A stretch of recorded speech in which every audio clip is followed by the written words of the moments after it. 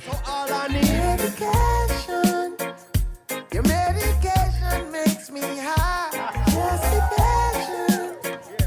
I'm like a patient trying to. Welcome to SAC, they said. Thank you for having me. Respect. Like I just said a minute ago, I don't get nervous often. I've been doing this for 23 years, but meeting you is definitely one of those moments, man. Thank you, man. I appreciate that. Appreciate that too. A casual fan might not know that you're actually still working because you've only done that one solo album, 12 years ago. So a lot of people think maybe you're not working. I know you are. Yeah. Talk about what you've been doing over the time. Well, I mean, what most people would know about is Distant Relatives with Nas, album that we did together. Also did Super Heavy, which is an album that features myself with Mick Jagger, Joss Stone, Dave Stewart, and A.R. Rahman. I produced a bunch of tracks for some compilation albums we put out, for our family label and some artists that we've been working with. So I've been in the studios producing and featuring on tracks, just not necessarily doing solo album material, Mick Jagger. Yeah. How's that happen?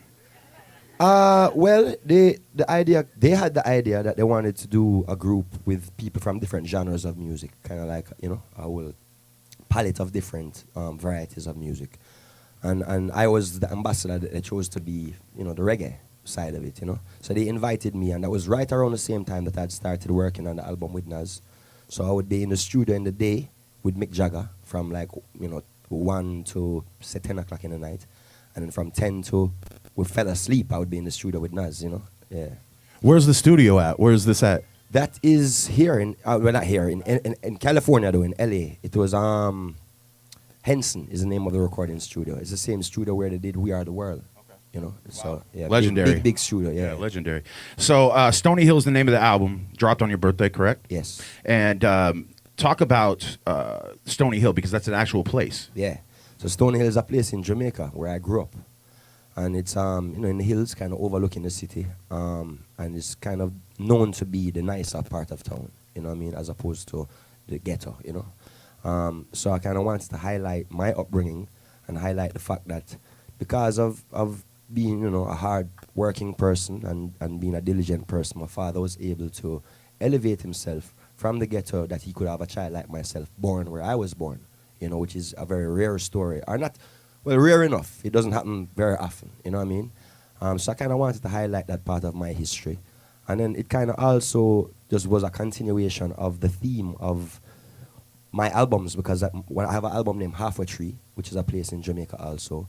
Jamrock is a name for Jamaica, and then Stony Hill being a geographical place in Jamaica also kind of was a continuation of that idea, Jamrock, welcome to Jamrock, the cruise. Now, how long has this been going on? And it's been selling out, right? This would be our 4th year now. Right. This year coming would be our 4th year. How do I get on the guest list? Wow. I want to tell you, you know what? We'd love to invite, some of you brothers, who support us over the years and these things. It's sold out, as you said. It's sold out already for this year. So definitely for next year, Well, talk about what it is, like what that experience is like for people going on the cruise. Well, basically it's 5 days, 5 nights of nothing but reggae music. We have concerts in the night where some of the great artists in our genre perform. We stop in Jamaica. You get 2 days that you get to come off of the boat and actually go and visit in Jamaica. We have a sound clash. I don't know if any of you know what a sound clash is, but it's like when two DJs battle, kind of thing. But the music is playing right throughout the whole journey. It's very cultural, and a lot of like-minded people, because everybody loves reggae music is why they're there. So it's great, Medication is the single, the first single off the album. Talk about, I know this is a major cause for you, how it's made your life better, people around your life better. Yeah. Talk about the benefits of cannabis. Well, medication, I mean, as the herb becomes more accepted in different places, more research has been done. Now we have the opportunity to actually do scientific research about marijuana.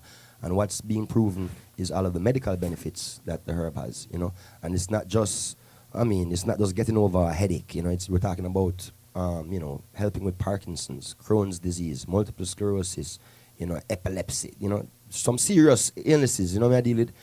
And, without the side effects, the negative side effects that pharmaceutical drugs have on people, So this is something that we're very interested in. Of course, goes without saying that we've been recreational users for years. You know what I mean? But it's you know, we have always said that the herb is the healing of the nation, and now this is actual scientific proof and evidence that it is so. You know what I mean? So we want to really shed light on that and expose that as much as possible. Now, the project where you turned a prison into a farm, a cannabis farm, talk about how that even became a reality. It's such a middle finger to me to the system because of, you know, no, seriously, the prison industrial complex, minimum mandatory sentences for drug users. Yes. It's a big middle finger to, you know, we're going to take what you put us in and flip it on you. Yeah. So talk about that. Well, I partnered up with some people named Ocean Grown Extracts. Reason being is really because I love the strain of herb that they have, right? So we partnered up, and now that's, you could say that's my strain now, you know what I mean? Our strain. And then those people were looking for, as you said, somewhere to grow herb, a facility to grow herb. So just checking out the real estate market, they came upon that facility. So it wasn't really an intention that we were looking for a prison to buy, more so than the prison was available and it's the right amount of square footage. So, you know, so they bought the place. And as you say, you know, what a great story. Right. You know what I mean? Because people were definitely locked up in that place for marijuana, that were now growing marijuana there. So that's a very inspiring story. Do you plan on doing more of that? I almost feel like the symbolism of that is something that you could do, you know, in different states and different places. Well, I mean, I don't know how often prisons are on the market, you know. Seriously. Yeah. You know, yes. It really was a blessing. It was a luck thing almost. It is, you know what I mean, in that kind of sense. And at the same time, to still, you know, I don't want to get too bravado because we still are at the mercy of the government. You know what I say? Yeah, you know what I mean? So we still take it easy. But as we always say, it's a great story. Yeah.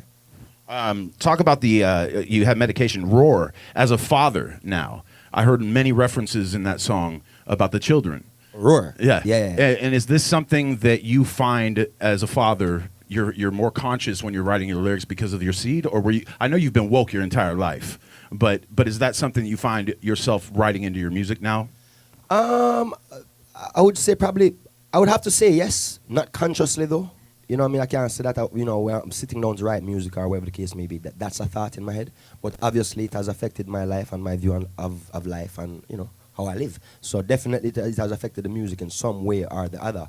When it comes down to Roar, I mean, that's really, you know, I've always been on that kind of page where it comes down to defending the youths, you know, street youths, you know what I mean, and youths in the community in that kind of case. And that's a very street song in that way, you know. And really, that song is really, the elders in the street always kind of had that responsibility where they would look out for the younger ones, you know what I mean, where there's a kind of void now, right? I mean, a lot of the elders are either passed away or them get locked up or they're not in Jamaica anymore, you know. So the younger ones coming up now who are becoming the elders, you know what I mean, that song is to remind them of that responsibility that the elders always have. I really appreciate this, man. This is a moment for me, and I appreciate you coming. Thank you for having me. Make some noise. No.